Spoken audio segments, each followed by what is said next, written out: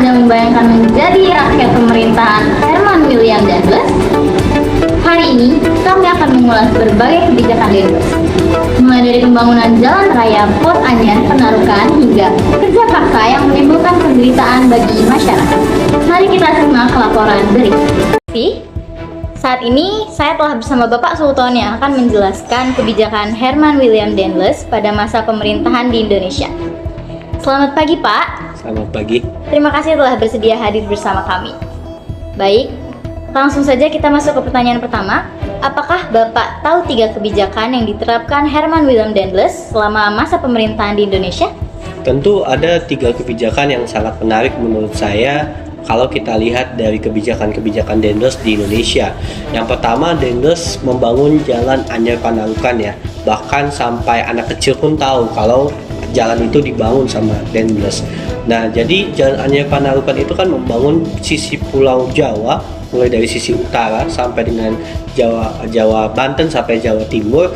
Kemudian yang kedua adalah kalau kita perhatikan di situ juga banyak sekali pabrik-pabrik senjata yang dikeluarkan sama Dendles dan juga benteng-benteng pertahanan yang diciptakan oleh Dendles untuk mempertahankan Pulau Jawa dari masuknya bangsa Inggris ke Indonesia.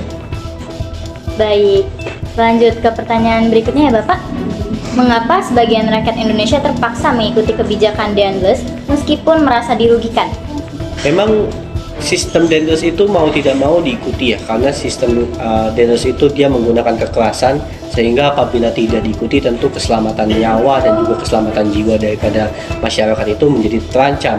Jadi memang karena keterpaksaan inilah yang menjadi latar belakang kenapa banyak masyarakat yang mau tidak mau mengikuti kebijakan Dendles. Mengapa Dendles dianggap berjasa bagi Belanda tetapi dinilai merugikan rakyat Indonesia? Ya, ini cukup menjadi suatu hal yang menarik karena kalau kita perhatikan justru dalam satu tokoh dapat memiliki 2 sudut pandang. Bagi Belanda, Dendles justru adalah pahlawan. Bagi masyarakat Indonesia, Dendles adalah seorang yang kejam. Nah, jadi kalau menurut Belanda kenapa Dendles dianggap sebagai pahlawan? Karena saat itu Belanda berada di bawah tekanan ekonomi yang sangat amat parah, dan 70% lebih ekonomi Belanda itu sangat ditunjang oleh ekonomi yang berasal dari Nusantara, sehingga pendapatan Belanda ditopang oleh pendapatan Dendles sebanyak 70%. Sementara bagi masyarakat Indonesia, karena Dendles menerapkan sistem tanam paksa, kemudian jalan Anyar Panarukan yang sangat amat tidak manusiawi, itu dianggap sebagai suatu tindakan kejahatan seperti itu. Selanjutnya Bapak, saya ingin bertanya, apa dampak kebijakan kerja paksa pada masa pemerintahan Dendles bagi rakyat Indonesia?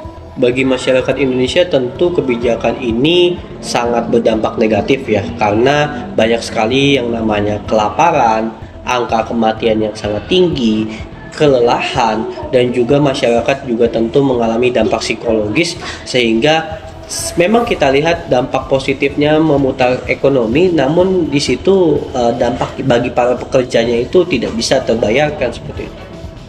Baik, bagaimana kebijakan Dendles dalam bidang pemerintahan memengaruhi kekuasaan para bupati?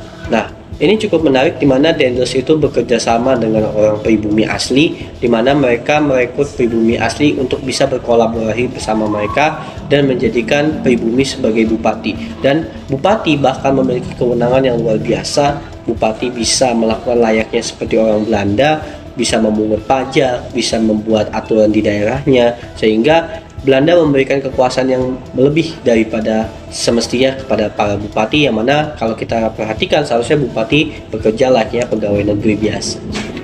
Baik Bapak. Lalu, mengapa Dendles menerapkan sistem kerja paksa dalam pembangunan Jalan Raya Anyar Panarukan? Dan apa dampaknya bagi rakyat Indonesia? Memang kita lihat latar belakang daripada Jalan Anyar Panarukan selain masalah ekonomi, karena dari tadi saya bahas soal ekonomi kan. Memang ini kekhawatiran atau kecemasan dari bangsa Belanda terhadap kedatangan bangsa Inggris.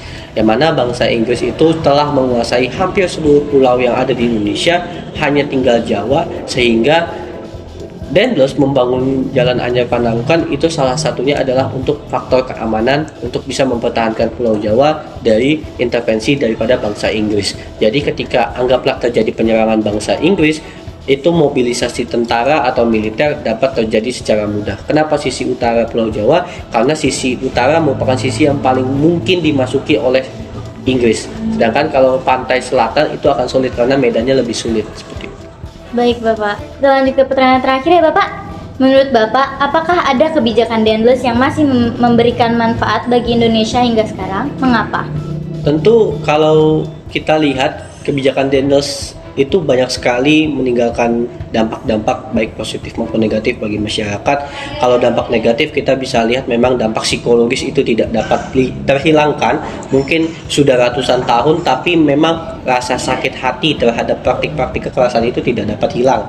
Namun kalau dampak positifnya kita bisa lihat ya, Jalan Anyar Pandarukan kayak saya sebutkan di awal itu menjadi jalan menghubung pemutar ekonomi Indonesia termasuk di Pulau Jawa. Kemudian juga Dendles sudah membangun beberapa pabrik senjata.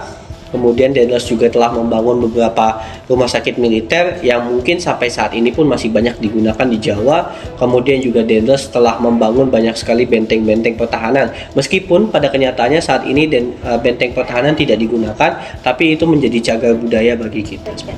Terima kasih Bapak atas waktu yang telah diluangkan untuk menjawab pertanyaan-pertanyaan saya. Sekian dari saya, terima kasih.